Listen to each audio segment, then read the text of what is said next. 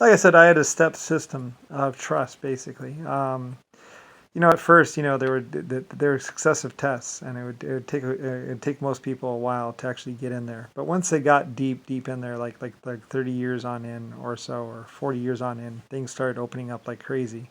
Like I said, you could just order whatever you wanted. You could get, we'd fabricate anything for you. Basically, you could just order. You could order steel, all the steel you wanted, and I'm sure you're doing something with it. So anyway, so people were able to, if they spent 30 years or 40 years, that was the joke of it. Basically, is that if you actually gave me a lifelong service or whatever, or 30 or 40 years of service, basically, you pretty much got whatever you wanted. You get whatever you wanted: a big house, plenty of cars. The girls would be flocking to your side, all that stuff. So it was like you were massively rich without actually being rich. Better than that, actually. I said ultimate protection details, guards, everything, even aircraft. And once you were trusted, you were trusted. So, and most trusted people respected the job once they saw what was really going on. Like I said, once you see what's really going on, that basically they were, world builders, world creators, builders of civilizations, the real projects. Then they would, they were really hard to break. Like I said, most of my people would die for me, especially after they found out that I was actually they didn't even know that I was the world creator.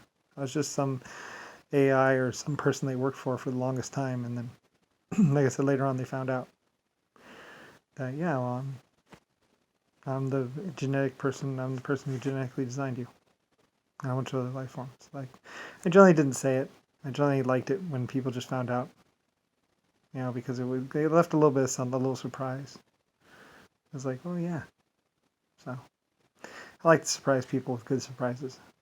So yeah, well, 800 galaxies, 12 other forms of life, and like I said later on too, I would have my other life forms help out my human people, even protect them.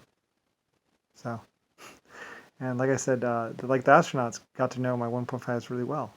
Like they're really good buddies. They saw each other as basically like like two different two different races, working side by side for the common goal of the creator or whatever. So they respected each other.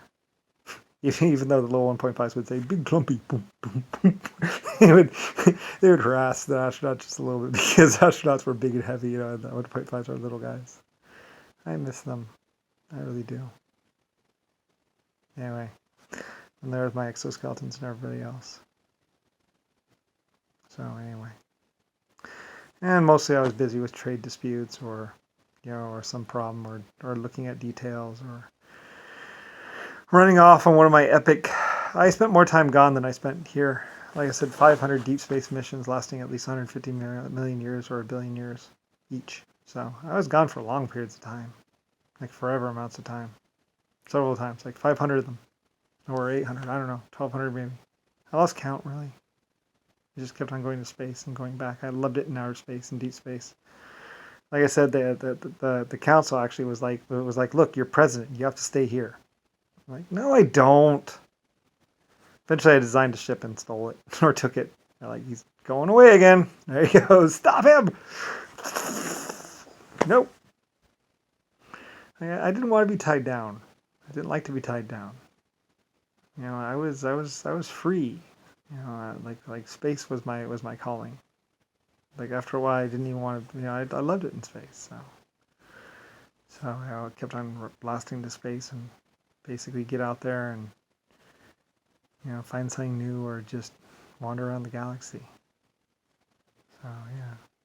I mean, JFK and Nixon and a bunch of other people tried to say, I forced my crew, blah, blah, blah. Of course, they were saying that I was crashed, that I crashed into some mountain and killed them all before that, but yeah, whatever. Anyway, though, but no. I was always like, well, you guys are the ones that are living on a time clock.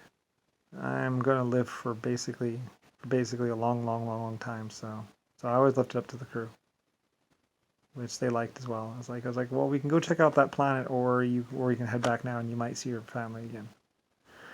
And a lot of them said, no, we said our goodbyes, so let's go do one more. Like, you sure about this?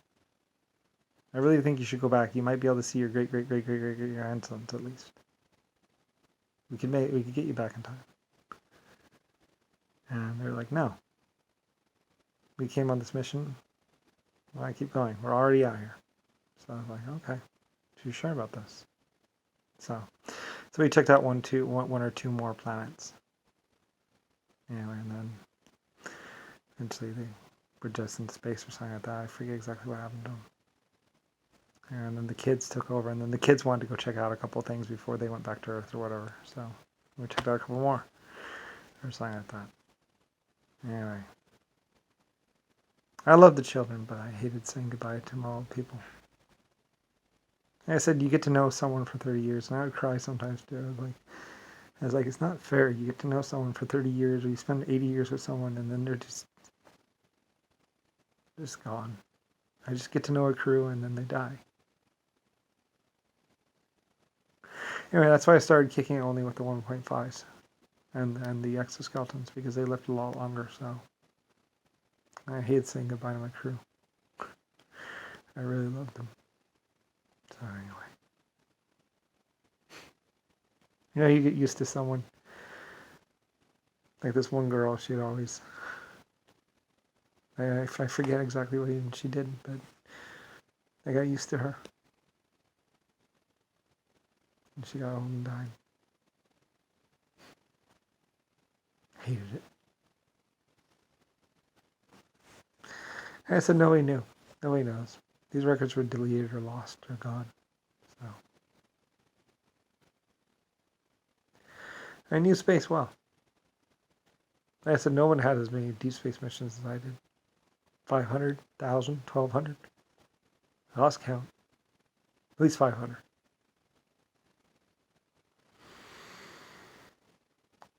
Like I said, the years just ticked by. Hardly even knew them. One planet after another. Anyway, yeah. Nobody, Earth doesn't really know me. So, anyway, whatever. I don't care. I was the best at creating civilizations on planets and creating planets, but yeah, they're boring. I always used to say space is where it's at. I guess maybe in some ways they modeled James T. Kirk after me. Like, I hated the desk. I didn't like being on a planet. They were like, you have to be president. And I was like, I don't want to be... Get someone else to do it. And they're like, no, you have to do this. I'm like, fine, I'll give you 2 years and that's it. I'm gone. I'm gone after 2 years. So I stayed there for like 1.5 or 1.8 years, and then or something like that. And then I took off, I think, or something like that. So they kept on trying to nail me down to a planet. I was like, no. I'd always design a ship and I would take it. Like, I'm just going to test out the new ship. Bye. So a couple crew would run with me. So we'd take off to space. So that's how I ended up with the medical ship or whatever. I designed it and then took off with it. So one of those ships or something. I kept on designing new ships, so. Anyway, I'd almost design a ship just to be able to leave the planet. You're like, I have to go test the ship, bye. No one knows it like I do. So, anyway, yeah. Anyway, whatever. It's all since over with. Billions of trillions of years ago. No one will ever even know about it. And no one would ever believe it anyway. Whatever, it was my epic existence. So, 100 trillion years. Gone in the blink of an eye. So anyway. Yeah, there's probably on some other planets probably stories like this. My old logs, my ship logs. We'd always take a picture and everything else like that. I'd always say, take a picture. I always liked pictures. Like, take a picture. So anyway. For posterity. Like I say, a lot of times it'd be a brand new smoking ship in the background. All busted up. Well, I thought I could land. And like my crew smiling or something like that. When I became a human, when I became Brian, they showed me all my pictures. So I could remember who I was. So so I could see them one last time.